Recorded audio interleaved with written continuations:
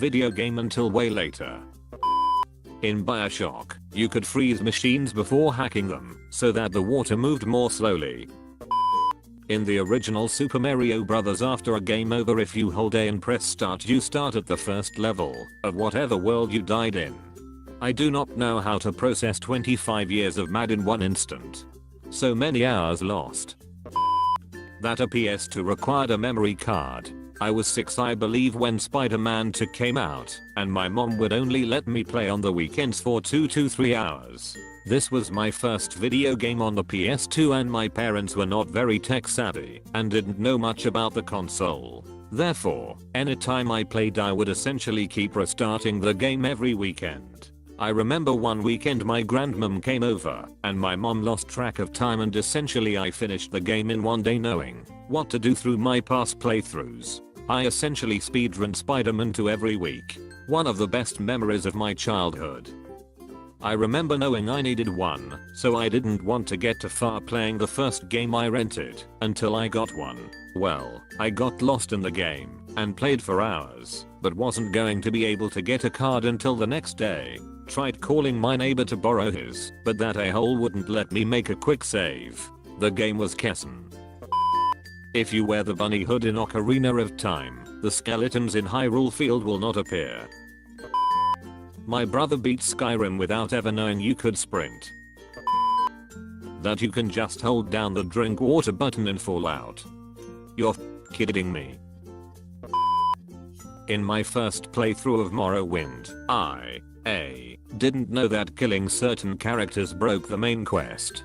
B. Didn't know that if your bounty exceeded a certain amount, guards stopped giving options to pay it off. You could join the Thieves Guild and get it paid off that way, but by the time I found that out, I had already killed off the majority of Morrowind's population.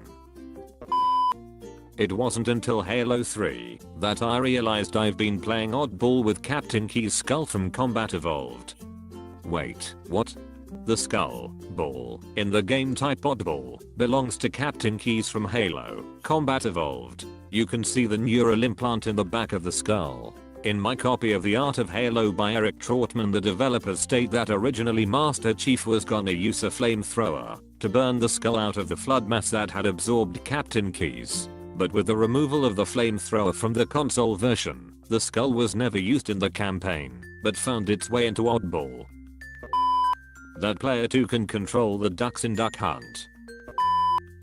RimWorld. It takes longer to get a full night's sleep on stone beds. Double walls insulate temperature better. Butchering in the same room as a kitchen causes food poisoning. Exposed wires cause a minor beauty debuff. Darkness negatively affects walking speed and work speed. While I knew this, also temperature, no time saved. If you put the kitchen in the freezer, for some reason I never considered that the debuffs apply while mining. Everyone has a secret inventory that picks up dirt, sand, etc. Dogs do not, and will not drag filth into your base. I don't know why, but when I first got the game I guess I was overwhelmed a bit by the UI, and didn't notice some of the messages. I thought that corpses randomly appearing in the base was some kind of weird feature. I didn't realize until way later that my colonists were going crazy and digging up the graves because they had to eat without a table. In Pokemon, the burn status lowers your attack stat. Didn't know until Rotom Dex brought it up in us/.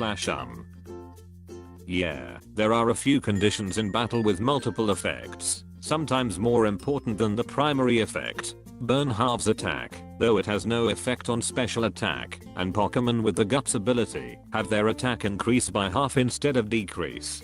Guts actually gives plus 50% attack, no matter which of these conditions a Pokemon has, but people usually pair it with Burn, because it nullifies the debuff, so all you have to deal with is the damage like a powered up life orb. Normal poison deals 1/8 of the afflicted's HP, while the bad poison you get from moves like Toxic deal only 1/16 at first, but does an additional 1/16 for each turn it's active, until that Pokemon is switched out, in which case the timer resets when it switches back in.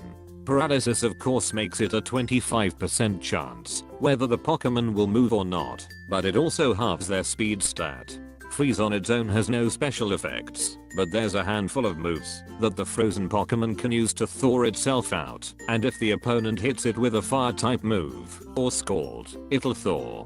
Sleep's similar to Freeze, though its special effects are probably the best well known, because it's the only situation where a Pokemon can use Sleep Talk or Snore. Rain gives plus 50% damage to water type moves, and minus 50% to fire, but it also guarantees that Thunder and Hurricane will hit, and halves the damage of Solar Beam. There's also Primal Kyogre's variation, that causes fire type moves to fail completely. Sun is flips around the damage modifiers to water and fire damage, and instead lets you use Solar Beam in one turn, and lowers the accuracy of Hurricane. Primal Groudon has its own version of Sun that causes water type moves to fail. Sandstorms increase the special defense of rock types by 50%. Hail guarantees that Blizzard will hit. All of these weather effects change how effective certain healing moves are. That isn't even getting into most of the abilities that activate under these conditions either. I'm pretty sure there's something similar to Guts that increases speed instead, but it's not as useful, and I've never seen anyone really use it. That's all I can think of off the top of my head. Bulbapedia probably has much more, and I may be a little inaccurate if they changed some effects in Gen 7, and I haven't really touched competitive play since Saurus, but oh well. In Fallout New Vegas you can just talk to one of the front desk people, and they'll let you meet/kill Benny in his room. Learned it this year, and have played that game since day one. I played New Vegas as a female. If you have the Black Widow perk you can seduce him and kill him in his sleep. I got a funny story for this one. When I was a kid I rented Final Fantasy on the Nintendo Entertainment System. Back then when you rented a game, getting an instruction manual in the rental case was like winning the fucking lotto. So understanding how to actually play a game was mostly trial and error. For a little kid, FF was pretty complex. I had the game for a few days and loved the shit out of it, but remembered it being really hard. I took it back and then didn't play it again until I was an early teen. Funny enough, when I originally rented it, I went through a good 10 to 20 hours of playtime not knowing you could actually equip weapons. I'd just beat the monsters using the character's bare fist punches. The game was much easier the second time through. In GTA 5 holding F while driving will put your seatbelt on. Saves a lot of headaches of flying through the window on every collision. Press F to save a life.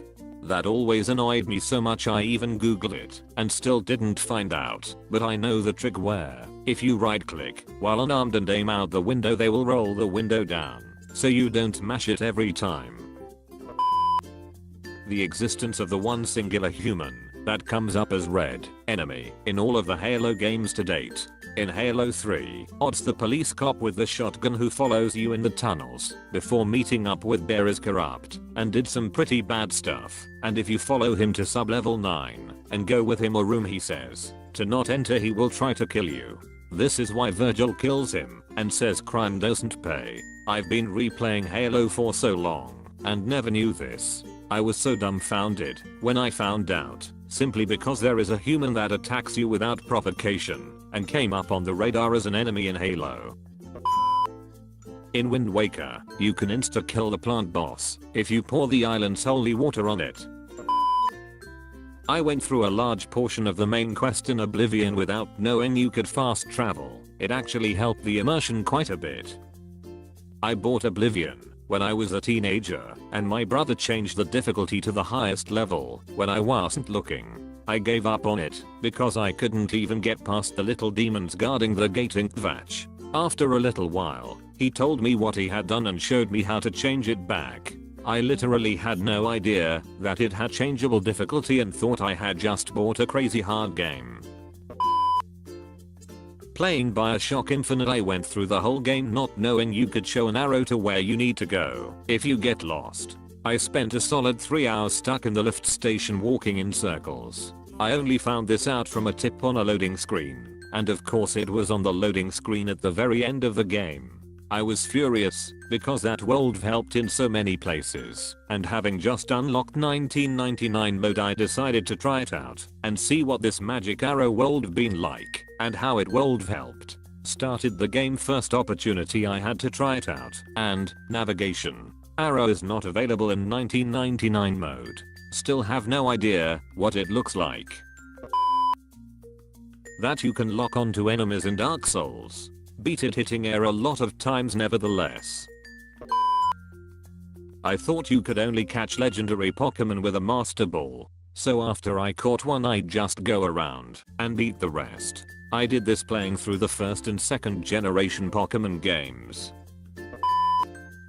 Super Mario Bros. 3. I didn't know you could pick up the turtle shells. Only really relevant because I hated the desert level where there was an angry sun that would chase you around. Took me forever to finally beat that level. Some 15 years later, I was watching a friend play Super Mario Bros. 3 and was wondering how he'd do on that level. He just casually jumps on a turtle, picks up the shell, and throws it at the sun, knocking it out of the sky. I felt like such an idiot. In Fallout 4 I didn't know that you could choose mostly anything on the perk chart once you obviously had the credentials. I thought you had to unlock the perks row by row. So all my perks were maximumed out in the first row and I expected the second row to be unlocked, but it didn't unlock. I thought the game was broken and was furious when I found out I didn't have to go through all that trouble. I played the game very differently than everybody else did. By the time I figured this shit out I already beat the main quest line and a bunch of other major side missions. I started a new player and strangely got bored of the game and moved on to something else. I was so enamored with Breath of the Wild as someone who dislikes hand holding in games. As soon as I got off the plateau I was like, fuck this, I do what I want, and set off wandering. I never found Hetsu or even went to the village until 2 divine beasts in, so I didn't know you could expand your inventory. What's your dirty little secret? Okay, so one time I was walking around on TG Beach a few years ago, and I wanted some snacks, but I left my wallet in my house so me hungry young and dumb thought acting homeless was the best idea to get some cash. Well, 20 minutes into me sitting on a curb some weird guy walks up to me and says, hey, you're kinda cute for a homeless guy, I'll give you some money if you do something for me. At that point I wanted to leave but my dumb ass stayed and followed him to a dark alleyway. Then he turns to me and says, how much to watch you shit? And I stood there for a few minimums just taken back. I said $500 joking, and he pulled out a stack of cash. So I hate to say this, but I got paid for shitting in a alley, but the food was worth it. 10/10ths would be homeless again. How did you shit on command? $500 is $500. Even your bodily functions that you have no control over will be like, damn bitch, $500. Open the fucking floodgates. Username checks out. I knew I was going to see this cute guy at dinner, so I picked out a very sexy v-neck bodysuit. Of course, there was absolutely no way to wear a bra with it. I took my chances, but during dessert, I had a major nip slip. It just popped out. I had no clue what had happened until he finally awkwardly pointed it out. I'd been sitting there, eating sorbet with my boob out. Double the dessert for him, I guess. He had to go and get some insulin afterwards. There I was, sorbet on my titties. My ex told me to drug her and do with her what I wanted. So I drugged her and played video games all night with friends. She still thinks I fucked her multiple times that night. Not my thing, but she wouldn't stop pestering me about it. Holy fuck the comments. We were playing EverQuest. E2, silver. Thanks. What do I do with it? That's kind of a clean little secret. But they played Anthem. Dirty dirty boy. My ex told me that was her biggest fetish. So I spent a good amount of time talking to shady people to find ecstasy, a drug she was very familiar with. Spent $20 on one pill and slipped it in her drink one night when she was over. Ate her out for hours. Didn't even get a piece myself that night. Fast forward to a week later, and she's going on about how that was the best sexual night of her life. I surprise her with the truth, expecting her to be thrilled that I've achieved her darkest fantasy. Her reaction? You drugged me. Yeah. You asked me 2 months ago. Yeah. But I never thought you'd do it. 2 months later we break up and her friends tell everyone I raped her. Fun times. There is an old bathroom in the warehouse where nobody but me and my boss, who doesn't go there, has access to. It is hidden behind a wall of boxes. 4 other doors and with no electricity, but the plumbing works. I have my personal toilet in there, and I regularly steal toilet paper from our shared bathroom and take it in there. Our bathroom we share upstairs is shitty AF. That one down there is a paradise, but there is no way in hell I'm ever telling anyone. Reminds me of that one episode of B99. Or that one of How I Met Your Mother. Or the roof toilet on Scrubs. I pooped in my ex's cat litter. I don't have a cat. Then whose litter box did I shit in? I'll admit, I still don't get that joke. The litter box is a box filled with cocaine. Wade shat in it. I always assumed that it was an absurdist joke and didn't need any literal kitty litter. I sharted at my best friend's wedding, spent 40 minutes in the toilet cleaning up, and threw away my underwear in the middle of a field. Semi-related to this, at a wedding I was once at, I had a really bad stomach ache. The kind that needs a follow-up visit to the toilet pretty soon, but I couldn't get away to do that all day as I was a groomsman and had minor things to do. Later in the evening, I'm at almost maximum capacity and need to release some excess gas. A huge crowd had gathered around a table playing beer pong, and I dropped the biggest / smelliest fart of all time at the table. Within seconds people picked up on it, yet I tried to play it cool. As people's heads turned in my direction to see who it was that had dealt it, there was another person present right next to me. It was the head bridesmaid, and she was very drunk. So drunk she couldn't even process the smell of what had just been dropped right next to her, despite everybody else in the near vicinity clocking it. I put on a mild show and blamed her. To my surprise, everybody just went with it, and even though she protested, she was so drunk her words would not form a regular sentence, and people sent her off to bed to expel the demon from her body. TL. Doctor, I dropped a clanger of a fart and blamed it, successfully, on the head bridesmaid. Edit. Wow, this gained some minor attention. Thank you kind user for the silver. My second silver, and any award here, ever. I'm very grateful. Thank you for liking my fart story. Guys, they said dirty little secret, not what unprosecuted sex crimes are you running out the statute of limitations clock on. PO2/PO tattoo. Wife and I are currently separating, and I've been wary because she's spent a lot of time with a guy she knows, including staying over a lot. She has been claiming that nothing is or will happen, that it's the last thing on her mind right now, etc. She came home last Thursday morning with a shopping bag where she'd picked up some juice for our children on the way home and put some of her own stuff in it too. I thought I'd help out when she went to work by emptying said bag, only to pull out a suspender belt with stockings attached. So my secret is that I didn't tell her that I found that last week. Something is definitely happening, either with that dude or another. I went through that in 2010, found vibrating condoms in my now ex's purse. Divorced, married an awesome woman in 2014. Unload the cheater and start a better life 2020. You will thank 2019 you. Vibrating condoms. What? I puked in my friend's staircase after too many shots. Luckily she didn't notice when we left her place the next morning and only saw it when we got back. Her and her flatmate discussed who could have done it and whether it could have been the neighbor's dog, but in the end thought it was too much puke for a dog, despite me saying it could totally have been the dog. In the end they figured it must have been one of the downstairs neighbors who apparently are known for coming home super drunk. Dog puke is nothing like human puke, really bad scapegoat. Source: have had to clean up dog puke multiple times.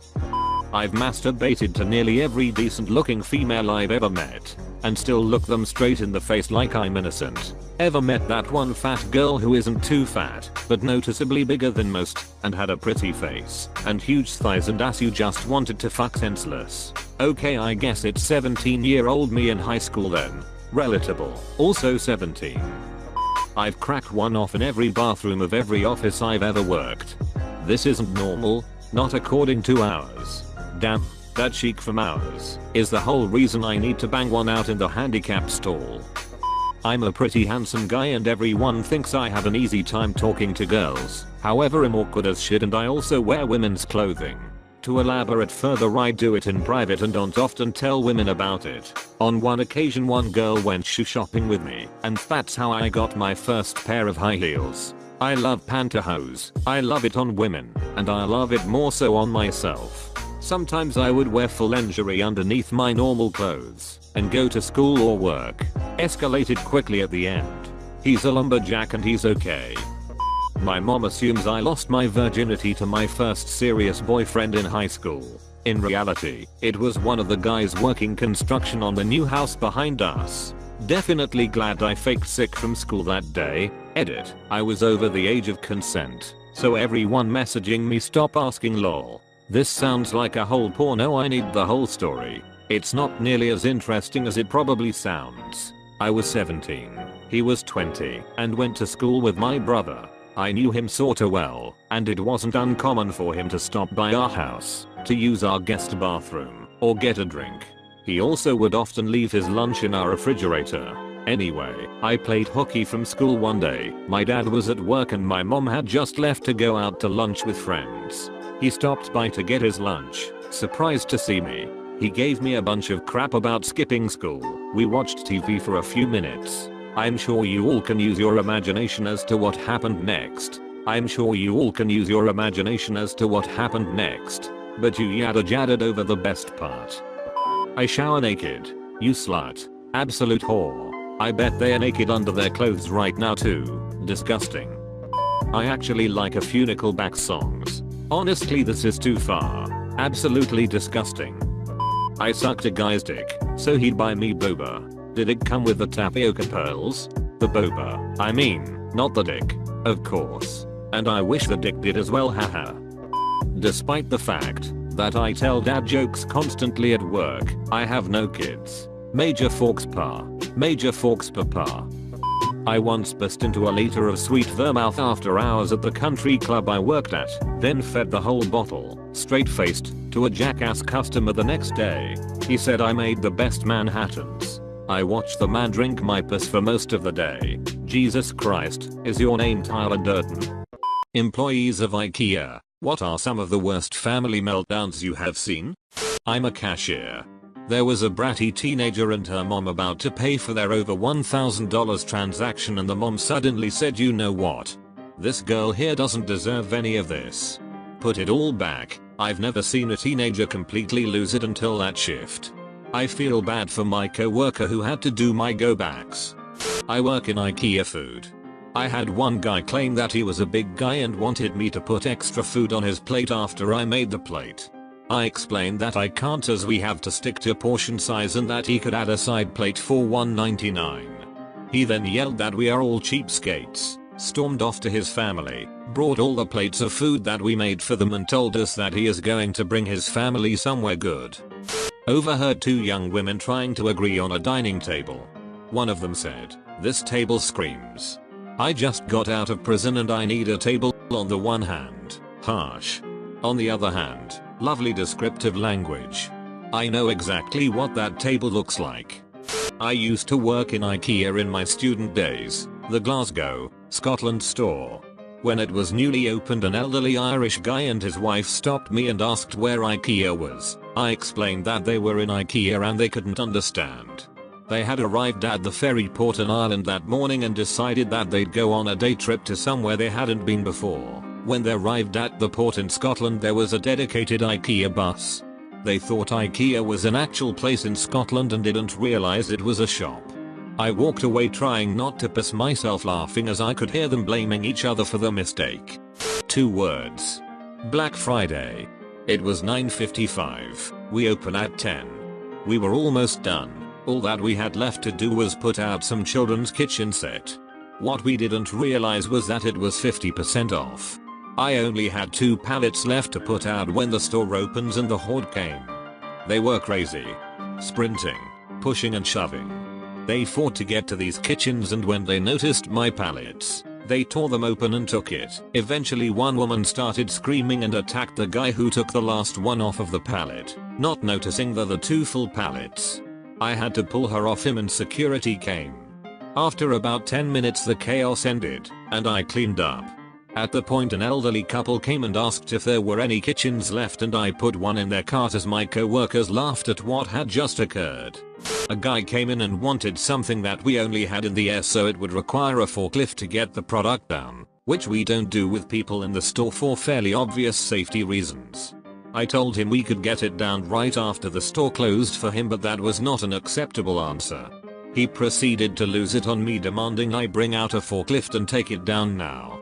As this is happening, his wife and 2 small children walk up. I say, "Well sir, just imagine that your children are in the aisle when the forklift comes out and an accident occurs. Your children could be crushed by a falling pallet, the arms of the lift, or any other number of possibly fatal incidents." His response, "I don't give about that. I just want you to get my table." I didn't have to continue the conversation. His wife took care of it.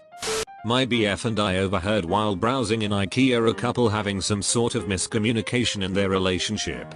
I guess they were deciding on things to buy. The girl says we should get that rug, in which the guy replies to her super loud, "There is no way, you don't live with me." I didn't catch the rest of it as we had to walk away so they wouldn't hear us laughing so hard. Not a meltdown, but one of my favorite stories to tell people. My now husband and I were driving to Ikea, about 3 hours away, and this was at a point in dating when we were starting to get serious. On the trip, I found out his middle name was Riley, and I mentioned how it could make a very cute girl name. He was completely aghast and was very firm in stating that Riley is a boy's name, and had been handed down in his family for over 5 generations. I tried telling him that it was starting to change over to be a girl's name now, much like Ashley or Quinn.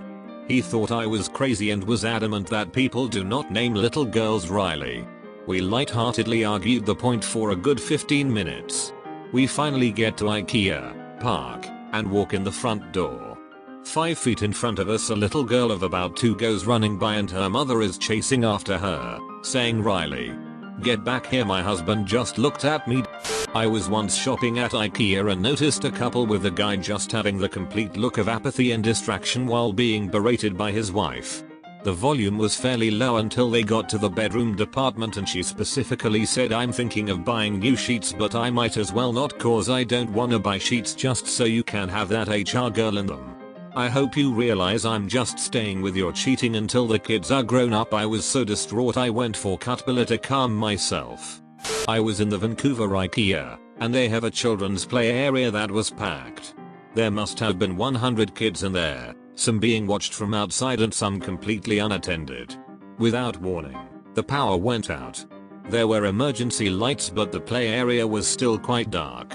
The kids all started shrieking and crying and running around in the darkness. The power probably only out for 2 minutes, but the chaos was spectacular. When the lights came back on, it looked like a battleground. Some kids were bruised and bloodied, some had the 1,000-yard stare of a war veteran. There were a few who had bonded together in the tunnels and refused to leave. Some were missing entirely. They must have escaped in the shadows into the well-furnished maze that is Ikea. The meatballs were good too.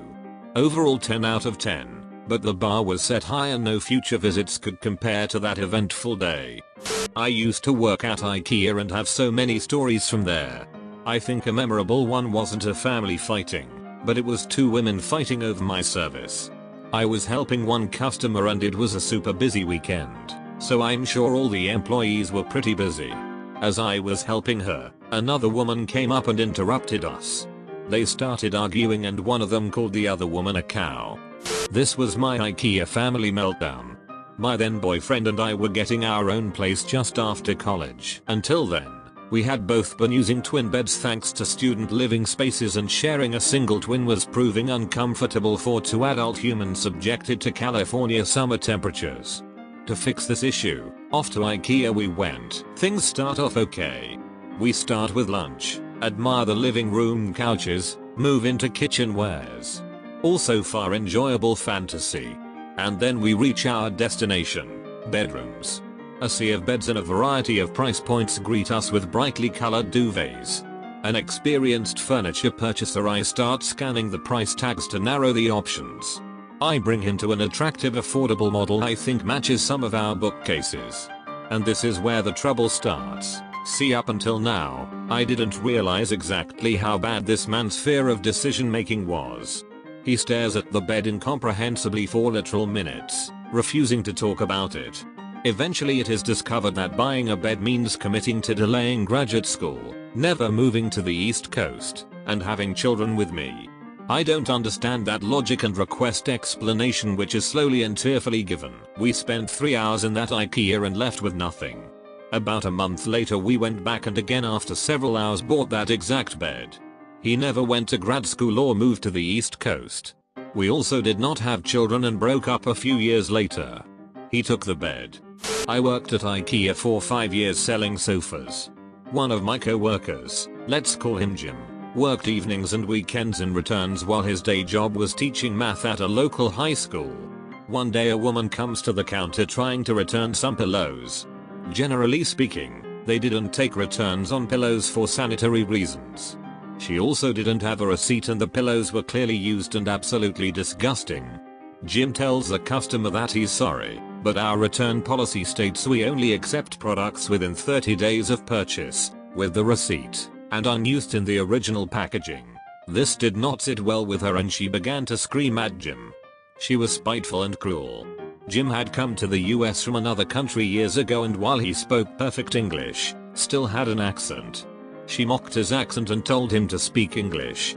She repeatedly shouted that he was dumb and would never amount to anything.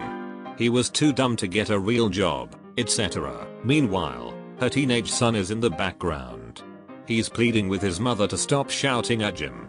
He's begging her to give it up so they can go home. Eventually she turns around to shout at her son and ask him why he cares so much. That's my calculus teacher. There had already been a parent-teacher night scheduled for a few weeks later. His father went alone. Currently in Ikea making the most of my complimentary cups of tea. The couple at the next table over just had a brilliant argument about whether or not they could put a TV in their bathroom. He thinks it will fit. Wife or girlfriend thinks it's the dumbest idea ever. They don't need it. It won't fit, and if he wants to do that then he can move back in with his mother. And he keeps asking her to give him half of her Dane cake. After about 5 minutes of whining she told him if wanted some he should have bought one because apparently he always does this. I might follow them around the rest of the shop to see what else happens. I followed them for a while before I found it way too awkward and the caffeine from 4 complimentary cups of tea kicked in and I needed to get out of there. I left them in soft furnishing and textiles. He was playfully throwing pillows at her to get her attention. She turned around and said, scarily calmly, I know that you think you're being funny, but you're not. So if you're going to act like a child I will treat you like a child. Start behaving like an adult or we'll leave now and I'll take away yours box for a week. He pouted and marched off, muttering under his breath. Ikea Bristol lady, if you're out there, I hope he grows up and also I really like the peacock blue pillow you bought. Also to answer the many questions about free tea, I live in the UK and if you're a Ikea card holder you get free tea and coffee Monday to Friday. Drill instructors / drill sergeants of Reddit, what's the funniest thing you've seen a recruit do that you couldn't laugh at? If you enjoy this video, consider giving it a like and subscribing. In Navy boot camp they call forced PT beatings. Everyone knows what a beating is. Navy doesn't have drill instructors, they call them RDCs, recruit division commanders. One day standing in ranks the RDC is going around asking random trivia questions about a test we had to take to make sure we had been studying. He gets to a guy who was eccentric, to say the least. This is about a month and a half into boot camp. RDC asks the question, guys gets it wrong, so RDC yells no wrong, beat yourself. Literally everyone knew this meant start doing push-ups, so the expectation is he will start doing push-ups as the RDC moves to the next guy to ask a question. I was standing across from the guy, and he had a confused look on his face. He looked at his own hand for 5 seconds then hauled off and slapped himself in the face. It made a loud crack sound. He got himself good. I cracked and chuckled trying to keep composure at attention. The RDC looked at me then realized why I laughed had to do with the slapping sound. He turned back to self-slapping guy and asked him if he slapped himself. Guy says, you told me to beat myself. Cue the entire barracks cracking up. It was a single moment during boot camp where the curtain was raised and a moment of unadulterated levity came over everyone. The RDC couldn't stop laughing. So the tough guy asshole persona melted away for a good 60 seconds until he regained composure and made us all do push-ups. The push-ups were an easy price to pay for that moment. Just got off the trail a month ago. The biggest standout for me was while conducting an urinalysis. We have a set of things we tell the soldiers to do. Wash your hands without soap, open the cup, place it on the urinal. At that point I usually say, situate yourself, and I think you can take the rest from here. This kid at that point tried to climb on top of the urinal to fill the cup still placed on top of it. I had to yell at him to stop and tell him to pick up the cup to urinate in it. I almost had to walk out because I was going to lose it. In probably 1000 UAs that I had to be there for. I've never had a kid climb the urinal before. Thought of some more to add. One of the soldiers somehow got a forest ranger hat. Looks pretty close to a DS campaign hat. He then started raiding soldiers' rooms with soldiers in them while his buddy recorded them on his phone. This is AIT, so they have phones and semi-private 3-man rooms. We ended up finding the videos uploaded on Facebook and figured out who it was, took the hat and disciplined him. However, the videos were funny as hell and his impressions of some of us were pretty spot on. And now for a fun thing I used to do to mess with them. So I was at ESN, Advanced Individual Training, a RIT for the army. One of the first, since they brought them back. In AIT they have a bit more freedom and they can have certain things in their rooms. One of the things they like getting, and usually hid in a locker, would be a Google Mini or an Echo Dot. When doing room inspections of soldiers that had a shit room, I'd randomly say things like, "Okay Google, set an alarm for 1 AM or Alexa play Katy Perry at 2 AM. I'd have super confused soldiers in the mornings at physical training wondering why they had random alarms going off all night. In my basic training class I was a squad leader, which is essentially just a person who does extra chores. Anyways, for reasons unknown, myself and the other squad leaders were doing push-ups in the drill sergeant's office. Now when you do these push-ups you eventually reach muscle failure, so you just sorta hang out there in the front leaning rest and try to bust out another push-up every few seconds or so. We're all in there dying, and the drill sergeant says to one of my buddies, "Private Hudson, tell me what's the difference between basic training and being in prison?" Without missing a beat, Private Hudson says, "Drill sergeant, in prison they get to watch TV." The drill sergeant cracked a little bit of a smile and then told us to get up and get out of there. When getting to the depot you get rid of all personal items aside from your wallet, phone book, glasses, and religious items. It was second phase and we were drilling on the parade deck. We finish and are marching back to the house when RD catches someone smiling. He says, "Oh good, something's funny. Empty out your pockets." Recruit empties his pocket contents, a pen, knowledge card, and lo and behold he has a dollar bill. RD was dumbfounded and asked, "Why the fuck do you have money? You going to eat at a bar after this?" The recruit responded with, "I heard we get to use the vending machine if we do well." Not a drill sergeant, but when I was in basic I saw 3 drill sergeants surrounding a private who was laying down, and they were all screaming, "Go the fuck to sleep.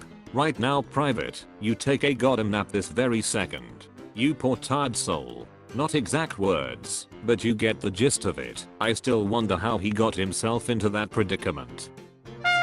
Not me, but I had a great team sergeant who had a floater, wonky eye, that he was blind in from an injury in Iraq. So one eye was dead on and worked fine, but he had this one Uncle Ruckus eye that just did its own thing. He was a very physically imposing man with that classic drill sergeant bass-filled voice, and his crazy eye just added to it, and he knew it. He told a story about his time as a drill sergeant when 2 privates had sat down on fire watch and were kinda just being real lackadaisical about their duties when he found them. So he starts just giving them the business, classic Full Metal Jacket style, and finally he just ending his rant right before he's about to smoke them for who knows how long, when one of the offending privates just says, "Drill sergeant, are you yelling at us or the water fountain?" It stopped him dead in his rage and he just walked away mid knife hand. Buddy of mine told a story when he was at basic. One guy had said yes ma'am to the female DS earlier in the day, so when they were all lined up, she was going down the line, asking each person if they called her ma'am earlier. The guy who did was 4th in line, heard the 3 previous guys say, "No, drill sergeant," and then said in all seriousness, "No ma'am." During FTX, the DS told me to get a trash bag, then go around and collect as many pine cones as I could. For like 3 hours. Had a bunch of trash bags. He then took a little walk around, contemplated for a bit, then said that he was mistaken, and it looks better with pine cones. He ordered me to redistribute all the pine cones. In the academy, one of the DAs had a recruit doing push-ups. He told the kid he was going to do push-ups for 5 minutes straight, or something like that. As soon as the kid started, another DI approached the first DI and started arguing that the kid hadn't really fucked up that bad, and he didn't really deserve to be punished. After some back and forth, he agreed that the kid did indeed deserve to be punished. The first DI then said loudly that he had not checked his watch, so he would have to start the 5 minutes now. At that time another D approached and started asking for mercy on the recruit, who was by now basically just humping the ground sweetly. It went on like that for a while. Good times. I was never in the service, but here's a funny story from my friend. When he was in basic in the Marines in the late 80s, every day, his whole group would end up ting the entire day. They'd dig a 3x3 hole and fill it back in again. They'd fill buckets with sand, and then run through the sand pit, dump the buckets, refill them and run back again. If they weren't doing that, they were just ting in the pit which was all sand.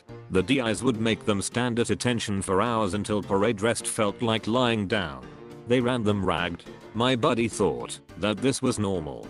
Then it came time to do drilling on parade in front of everyone. Their group was so bad that the DIs changed their personalities into pleasant calm people and asked everyone, "Why are you guys so bad?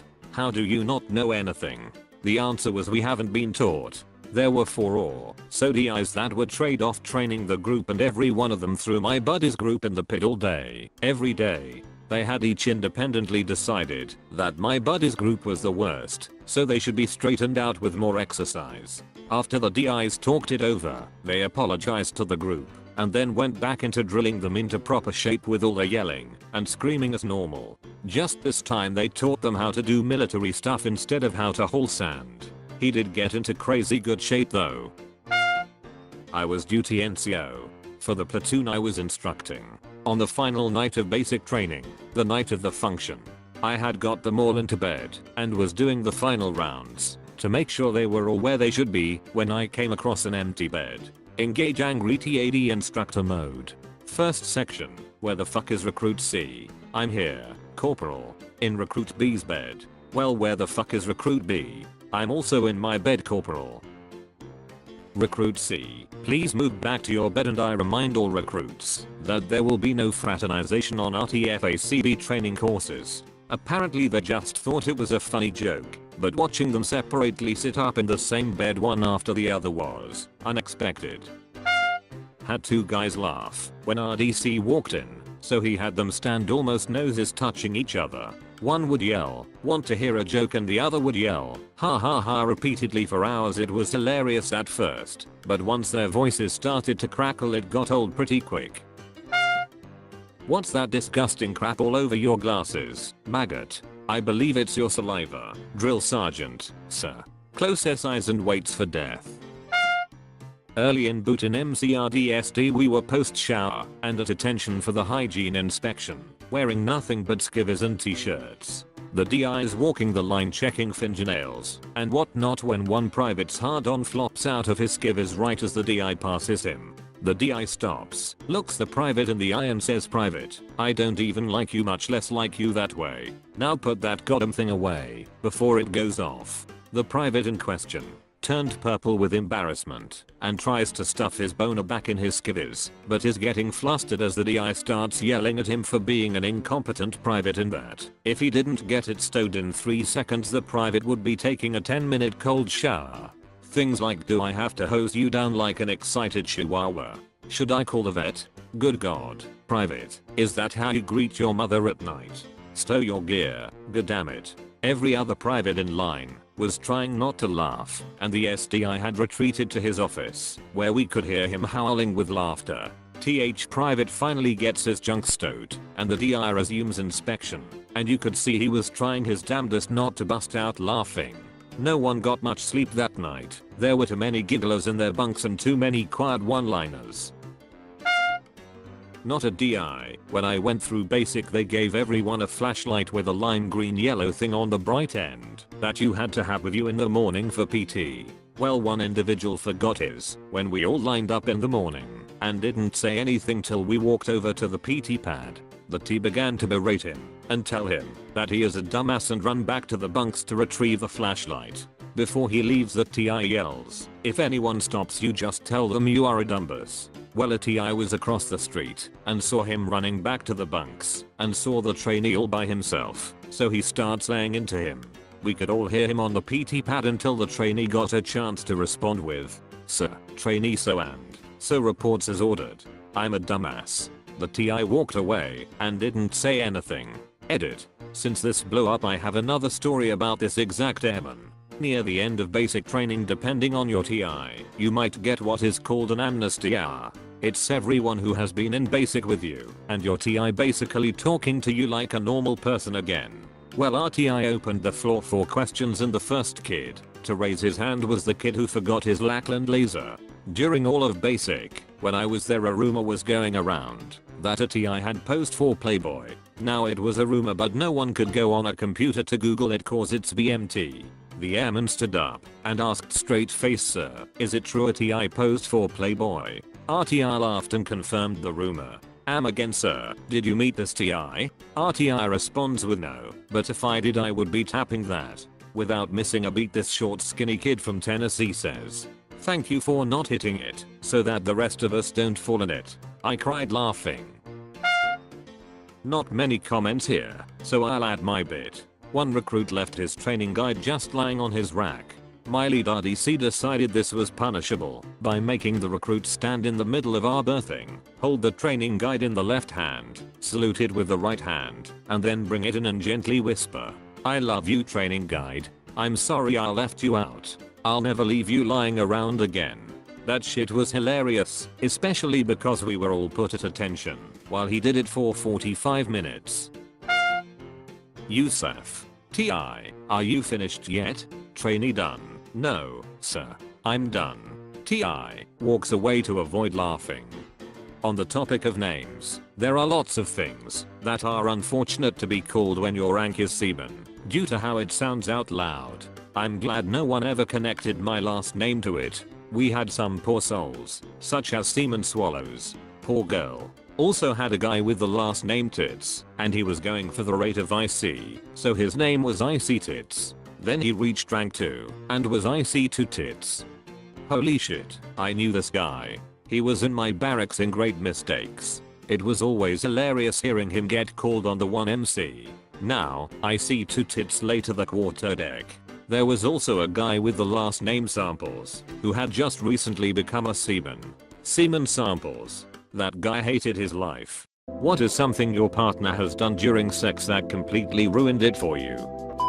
He asked if I liked his meat missile, then as he was about to finish, said he was going to nut in my guts. It was like fucking an unsexy raunchy Dr. Seuss. Is there such thing as a sexy Dr. Seuss? Bit the tip like it was some sort of corn dog. Oh hell no. And for that reason, I'm out. Remind me to swing by Target. My wife occasionally does this to me and it drives me bonkers. We'll be going at it and she'll be like, Can you run to the store later and pick up some milk? Yes, but I've been waiting for this 45 seconds all day. Just hang on a secretary. Damn. Edit. Gold and silver. Hot damn. Thank you. I never thought my inabilities in bed would actually pay off. Look at MR 45 seconds over here, showing off. He must be counting undressing and foreplay. Likely includes the trip to the store to get milk as well. Came down at the wrong angle and bent my dick in half. Edit. Okay, let me answer some of the more common questions. No, there was no permanent damage. There wasn't even any swelling or bruising. At least none that was noticeable. No, I'm not the person you know who has had this happen to them. Apparently it's quite common. No, I can't pee around corners. Yes, we still have sex with her on top sometimes. Finish him. Fatality. Sexuality. Edit. 9 months later. Babality. My girlfriend was giving me a hand job and I told her to twist it. To which she replied, bop it. Perfect. And this turned you off. He sounds like a keeper to me.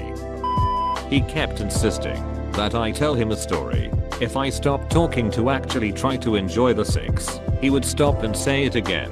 Eventually I just zoned out of the fucking and made some shit up, and then he complained that I didn't seem into it and asked me if I came.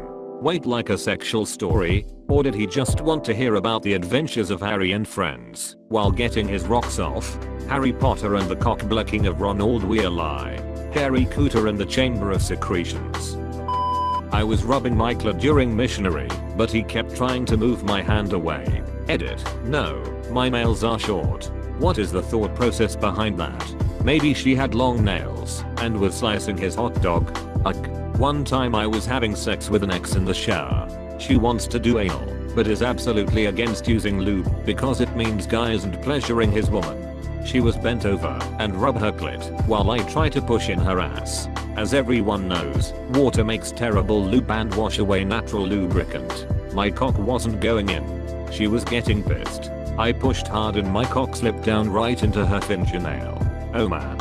I went from rock hard to soft immediately. I think I actually screamed. This was at end stage of our relationship, so I didn't really care about trying to fix things from there. I wasn't even mad as I has been long numb and couldn't care. Edit. I was in her pussy before trying to put it in her ass. She accidentally pooped on me during doggy style and then broke up with me the next day saying she couldn't look me in the eye anymore. Shitty situation all around. Oh man. I brought a girl home, not for the first time. We'd been seeing each other for a while, after a lot of drinking, at college, and she peed my bed while we were asleep. She was so embarrassed, I'm assuming, that she never responded to my texts or anything ever again. Biggest regret is that I never got the clothes she borrowed back. I miss that TMNT shirt. I'd like to think that in her version of this story, stealing your TMNT shirt was the goal all along, and her ploys just escalated and escalated until finally piss in his bed and ghost him did the trick. My gal moving from BJ to riding on top. She has kneed me in the balls enough times I think it's a kink. I've been reading this thread and thinking nah, that wouldn't stop me. Your story has happened to me as well, and that definitely ends sexy time. Made the roadrunner noise *meep asterisk as he climaxed. He did this solely to prove he could, as I had told him he would never be able to remember to do it during a random conversation where he insisted he could. He still thinks it was hilarious. PS. Thanks for the gold. Close bracket. I mean, you walked right into that one. Walked into it like it was a tunnel painted on the side of a cliff in Monument Valley. A girl I used to sleep with in college. Oh my. Him going to. Oh my god, here it comes. Screaming at the top of her lungs. Orgasm. She actually screamed the word orgasm at the top of her lungs whenever she came. Try to imagine that. X was super into Disney movies. Wanted to rollerplay some Disney movie like Hercules or Aladdin. First thrust and I let out a spot on Goofy laugh. My side of the bed was cold for the rest of the night. Still tried to play off it the morning keeping the Goofy movie impression. Made her some eggs trying to imitate that dino lady. Eggs. Here you go sweetie. It was the first Disney movie we watched together. This may ruin my sex life. I'm inevitably going to think about this the next time, and I'm going to laugh and instantly piss off my wife. Thanks dude. This one was my fault, but I couldn't resist. She had told me about a sex dream she had where I was touching, and she was saying yes, give me those ice cream fingers. I want your ice cream fingers. We both had a good laugh and then forgot about it and moved on with our lives. Several days later we were getting frisky and I started touching her clit and she said something like oh yes, don't stop. So I leaned down close to her ear, all sexy like, and huskily whispered, you like those ice cream fingers? She burst out laughing and the mood was completely ruined, but it was so worth it. Signs of a healthy relationship. She was on top of me when she leaned in really slowly and seductively to dirty talk into my ear. Instead of something dirty, I got, can you feel it Mr. Krabs? Least she had a sense of humor. Put the condom on for me and pinch the reservoir tip like you're supposed to, then thought it'd be cute to snap it back like a rubber band. No. I once said something along the lines of you're so tight and my girlfriend without missing a beat said yeah you're pretty cool yourself. We both ended up laughing. This one is super cute. Most of these make me want to become a monk and live the rest of my days in celibacy, but I like this one. Edit. I get it. I spelled it wrong. Now I know it's celibacy. Thanks, guys. I don't think you're in. Had an asthma attack. Edit. Thanks for the silver stranger. Keep breathing in the bedroom. Exercise induced asthma. Oh, you like that. Wheeze. My inhaler. That's right. You're my inhaler, baby. Suck on my big inhaler. Need my inhaler. I'm here, baby. I got what you need. I hate you, wheeze. That's right. You're my wheezy F baby, baby. Death rattle. I was a few months into a relationship with my now husband, and while I was blowing him, he let out a very tiny fart. I was going to be mature and ignore it. Farts happen, but it began to smell so bad, neither one of us could ignore it. I started laughing, and couldn't stop for the next 10 to 15 minutes. Killed the mood, but at least we laughed about it. Edit. I'm glad so many of you enjoyed this horrific moment in my sexual history, and also glad so many of you had similar gassy mishaps that you were inclined to share. My husband doesn't read it, and I told him how this comment has blown up, and he just shook his head. He'll probably Dutch of me later. Thanks for all the love. Edit 2. Gold. That's amazing. Thank you, kind stranger who thinks farts are funny. I went to this girl's house when I was around 19, and we started having fun on the living room couch, and suddenly I heard banging. Turns out she locked her little brother in the bathroom so she and I could bang. He was crying and yelling in Korean. Completely killed the mood. Edit. Thank you for the silver random person. How do you lock someone in a bathroom? She sounded like a rubber chicken. Like this? Edit. Didn't expect this. Thanks for the gold stranger. I kid you not. Exactly like that. My ex tried his best to dirty talk, but was god awful at it. Once said, "You like when I rub your dirty vagina?" Not sure how he thought that would sound sexy or appealing at all. Edit. I'm fucking sobbing. This is THR story that gets me golden mayo. Thank you. I'm terrible at talking during sex. I really try to avoid it. If she's into it and wants to talk, I'm all for it, but every time I have a partner that asks me to do it, I always feel silly. One of my exes mostly just wanted me to say things that made her feel desired, like telling her she's hot. I can handle that. But I've had several women ask out of nowhere, "What do you want?" And I'm always like, totally, fuck you. Edit. Whoa, my inbox. Thank you for trying to help everyone. I'm probably older than you think, and have been having sex for quite some time. I know what I'm into and what I'm not. And I'm not into dirty talk. Dude, people don't understand how hard it is to dirty talk. It's just like millimeter baby talk dirty to me, and I'm racking my brain for a full minute, only to come up with some shit like dirty pussy. You like that, you fucking retard? X kept saying "what you doing?" in a baby voice whenever I went down on him. This one gives me the creeps, because both of my parrots seem to really enjoy asking what you're doing randomly. What was your "I can't believe this is happening right now" moment of your life? I choked on a Chick-fil-A sandwich at a mall food court as a teenager. My friend had gone to get a drink, so I was alone. And I was like, really choking. Not there's a bit stuck in my throat, but every time I tried to breathe, almost no air got in and the chunk of chicken moved slightly in my airway. I began trying to get people's attention. To no avail. Public service announcement. If you're choking in public, be prepared to die alone, unless you do the Heimlich maneuver to yourself. Which is exactly what I ended up having to do. I broke down in the mountains late at night back before cell phones. I had my flashes on and my hood up and was standing outside trying to figure out what to do to cops, and a tow truck drove by without helping me. Hours later, a group of teenagers finally pulled over and offered to drive me to a phone to call for help. The cops and tow truck driver didn't want to get murdered. The teens. Have you seen a movie? It's situations like this that they're made for. In fact, you're legally obligated to kill them at that point. Head-on collision with my motorcycle and a sewage drain. I had 1 second to decide to Superman off the front. The "I can't believe this is happening right now" moment came when I was mid-air. Yep, that's me. I bet you're wondering how I got here. That would probably be having a conference call with my boss and HR telling me I was one of 50 people being laid off due to restructuring. While my now ex-wife was in the other room packing her things to move out of the house. The time I got punched by a wild mountain gorilla. Backstory. I was in Uganda, where they sell $500 permits where you can hike into the forest with guides and then spend an hour with the gorillas. If that sounds steep, I believe it's even more now, and is kept high so the locals have incentive to protect overpoach the gorillas. One of the gorillas in the troop we were going to visit had the name Punchy in the local language because he enjoyed the teenage male game enjoyed by many species of I hit you, you hit me back, so upon seeing us he ran towards our group, knocked over one girl, and came to me and hit my gut.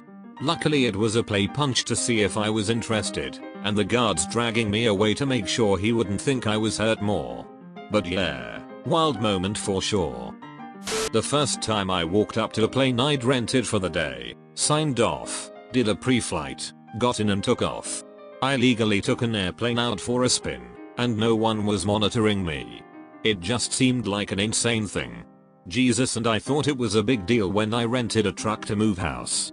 Finally got together with my crush. I can't believe this is happening right now.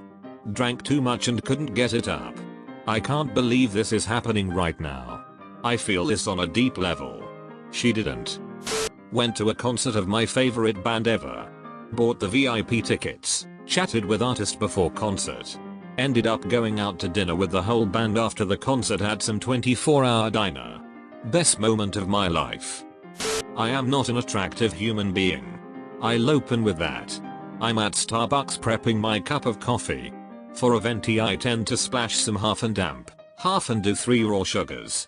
A woman standing next to me says with a smile, take some coffee with your sugar. I politely chuckle and hold up a packet of the raw sugar I'm using. My wife don't keep this at our home, so I tend to indulge in the good stuff when I find it. She makes what I can only image is her bedroom eyes at me. Reaches for my arm and says maybe you need to start looking outside of your house for the good stuff. I laughed loud and I laughed hard, because as far I could tell, this stranger was serious. I laughed all the way out the door and never looked back. I was in the hospital for my dad after he got into a fender bender. Everything was going fine. He only had a sore neck and some minor scratches up until the doctor came in.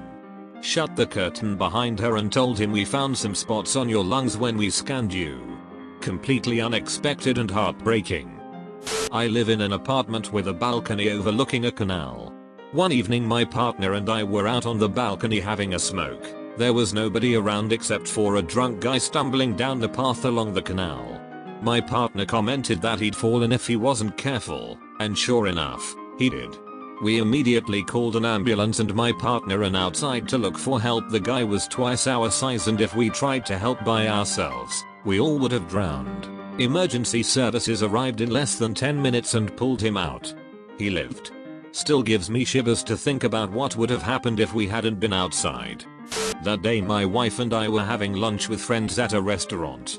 Wouldn't have been a big deal except I'd recently been blindsided by the discovery of her affair and her subsequent decision to leave me. We hadn't told anyone what was going on, so things were a little strained, to say the least. I was still trying to process everything that was going on, and falling out of love with a woman I'd been with for almost 20 years, and I found myself becoming infatuated with a casual acquaintance I had, a woman I'd met exactly once for all of an hour. Dumb, I know, but that fantasy of falling in love again, of rebuilding my life with someone new, it was the straw I found myself clinging to as I drowned in the emotional maelstrom of divorce. So back to the lunch. Everyone is chatting away, my wife and I doing our best to ignore the 800-pound gorilla that has its arms cozily wrapped around us, when who should walk in but infatuation woman. Turns out she was friends with one of the other people at the table and, oh, you should join us. Are you sure? Is there room?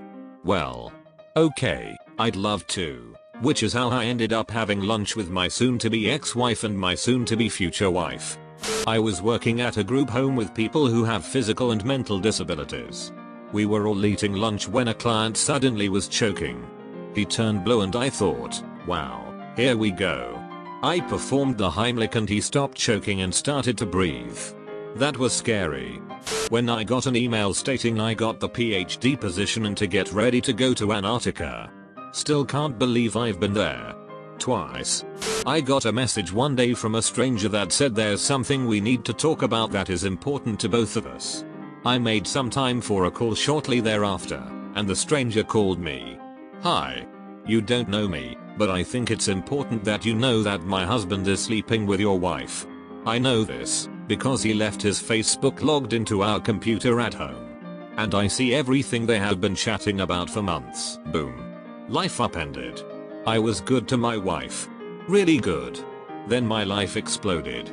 Children were involved, and families destroyed on all sides. That was the start of the worst year of my life. Over the next 6 months, I lost 40 pounds of weight and probably shortened my life by 10 years due to stress. Bonus points. It turns out that in my appointed position with the local government, I had given the guy an award the year before for his service to children. I was having a pizza dinner with my young daughter. She was about a year old. I gave her an abnormally large pizza crust to hold and chew on, much like one of those big baby crackers. It kept her busy and probably tasted pretty good. A piece of it broke off and went right down her throat. She looked at me quizzically and her face immediately turned to panic as she realized that she could not draw a breath. I watched as her face turned blue. Like, literally blue. Yes, that happens, and it happens quickly. I immediately got up and swung around the back of the high chair. I knew I had to perform the Heimlich, but I was not quite sure how to on a small child. I knew it involved quick compressions below the ribcage and an upward thrust under the ribcage. I took one fist, gently placed it on her little belly, and pulled it in with one quick motion. Pop. The crust came out and she immediately started hugging me. She never cried. She just absorbed what happened and went on with her evening. Everyone at the table was just staring at us blankly. I think they were as freaked out as I was. I have never forgotten it. Geez, I hope no one ever has to see their little sweetheart turn blue. It's a gosh darn nightmare. When the nurse handed us our first child ready to take her home, I looked at my wife and immediately thought, wow, we have to keep this thing alive. You mean you're gonna let me walk out of here with this thing? Asking a girl out and her actually saying yes. I was like, wow, what do I do now you? Oh my god, she said yes. What do I do now? Your brain. Give me a minute, no one planned for this. There's nothing in the procedures. Just smile and nod until we figure something out. One day I'm walking toward my local train station with my then girlfriend. Suddenly the train arrives. We dash for it. She gets in first, then I get in, well almost. My ankle gets caught in the door as it closes. I get embarrassed easily, so I'm struggling to get my leg in as fast as possible, yet it won't budge. Everyone on the train is watching, including the GF. I finally get my ankle in the door with a quick, forceful tug.